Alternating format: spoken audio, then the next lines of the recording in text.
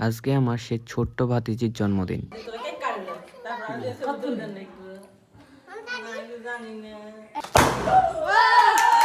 এই দেশের জনগণ সবার কি অবস্থা, কেমন আছেন? আশা করি সবাই ভালোই আছেন।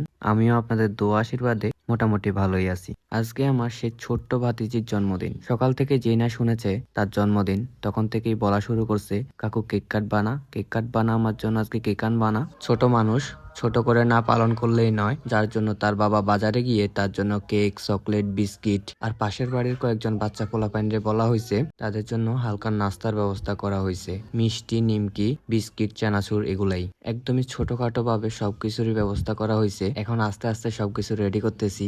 আর বললেন না, সবকিছু যদি আমি চেক না করে দেখি তাহলে কেমন দেখায়। এই দুইজন আমার মিষ্টি খাওয়া দেখে নিছে, এখন বলতেছে বলে দিবে। কি আর করা, তাদেরকে একটা দিলাম, দিয়ে বললাম কাজ করা শুরু কর। দেন হচ্ছে ওদেরকে দিয়ে বেলুন ফুলানোর কাজে লাগাই দিলাম। অনেকগুলা বেলুন ফুলাইতে হবে, একটা প্লেস সুন্দর করে সাজাইতে হবে। ওদেরকেও লাগাই দিলাম, আমিও কাজে লেগে পড়লাম। ওদেরকে আস্তে আস্তে সবকিছু বুঝাই দিলাম। বেলুন ফুলানো শেষ হলেই জায়গা সাজিয়ে ফেলবো। বেলুন ফুলানো শেষ, এখন জায়গা সাজানোর পালা। সুন্দর করে জায়গাটা সাজিয়ে নিব। জায়গাটা সাজানোর ভিডিও নিতে পারলাম না, সুন্দর করে সাজিয়ে ফেললাম। বাতিজি তো কেক কাটার জন্য পুরোই দিশেহারা হয়ে গেছে।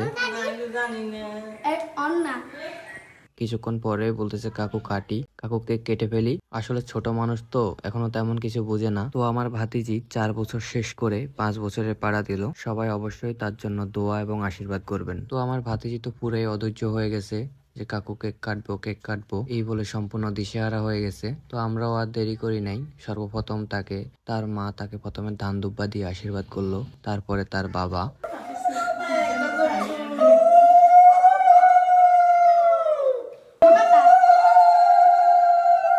আর তার পাশে বসেছিল আমার বাবা আর হচ্ছে আমার ভাতিজা। আর এই হচ্ছে আমার ভাতিজির বন্ধু বান্ধব সবগুলা। সবাই তার জন্য সুন্দর করে উপহার নিয়ে চলে এসেছে। তো আশীর্বাদ করা শেষ, হচ্ছে এখন কেক কাটার পালা।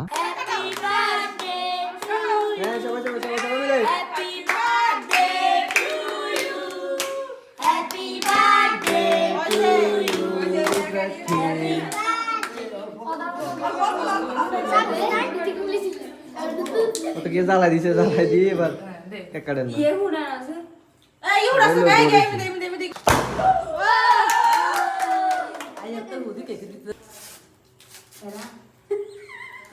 এরপরে আমি বসে পড়লাম ভাতিজিকে কেক খাওয়াতে।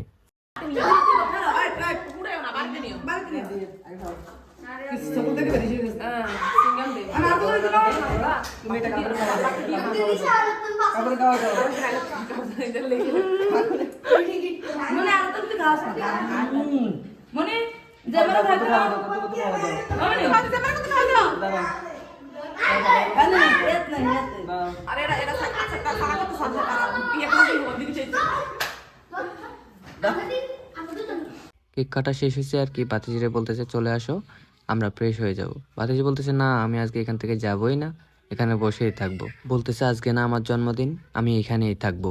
এত সুন্দর করে সাজাইছো, আমি এখানে থাকবো না, কই থাকবো? আর কাউকে একটা বেলুনও ফাটাইতে দিতেছে না, বলতেছে এগুলা ফাটাইবি না, আমি এখানে থাকবো। আর হচ্ছে সে যে উপহারগুলা পাইছে ওইগুলা কাউকে দিতে রাজি না, মানে কারো হাতেই দিতে রাজি না। আমি সেখান থেকে একটা চকলেটের বাক্স নিয়ে নিছি। আর দেখেন, আমার হাতে নেওয়া বাকি ছিল, সবাই আমার থেকে জোর করে ছিঁড়ে বিড়ে নিয়ে নিচ্ছে। আমার ভাতিজি তো আমার উপরে গরম। আজকের ভিডিওটা এ পর্যন্তই। সবাই ভালো থাকবেন, সুস্থ থাকবেন। সবাই আমার ভাতিজির জন্য দোয়া এবং আশীর্বাদ করবেন।